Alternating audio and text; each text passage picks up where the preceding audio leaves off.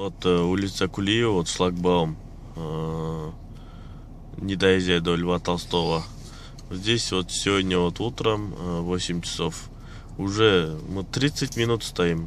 Поезд давно 30 минут назад проехал. Вот по встречной полосе уже едут. Вот люди вот уже руками вот поднимают вот этот шлагбаум. Элементарно вот этот шлагбаум Кыргыз темиржолы не подготовили к зиме. Он заклинило. Все стоим на пробке теперь. Ужас. Вот эта железка, которая из-под земли поднимается, она тоже вот заклинила. И они, вот эта женщина, которая одна здесь сидит, она не может вот его внутрь загнать. И вот вот сами водители вот сейчас подняли. Вот уже 30-35 минут уже стоим. Вот такой бардак в Кыргыз темиржолу происходит. Также пользуясь случаем, хочу сказать то, что вот именно здесь вот на Кулиева,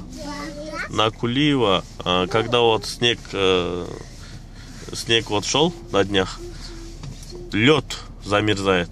И там две машины еле-еле проезжают. И лед, получается, они как хребтами получается. И как будто, когда скользишь, машина как будто к другой машине чуть ли не столкнется. А они вот эти Кыргыз темиржолы даже вот этот лед не чистят даже.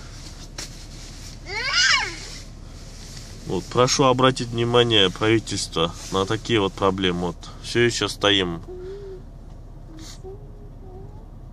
Вот что происходит. Не готовы к зиме. Вот Кыргыз темиржол вообще бардак тоже. Из-за них, вот из-за халатности вот страдает народ. А они в своих теплых кабинетах сидят в Кыргыз темиржолу. Даже не уходят, не смотрят, что здесь происходит, какие неудобства для граждан создают.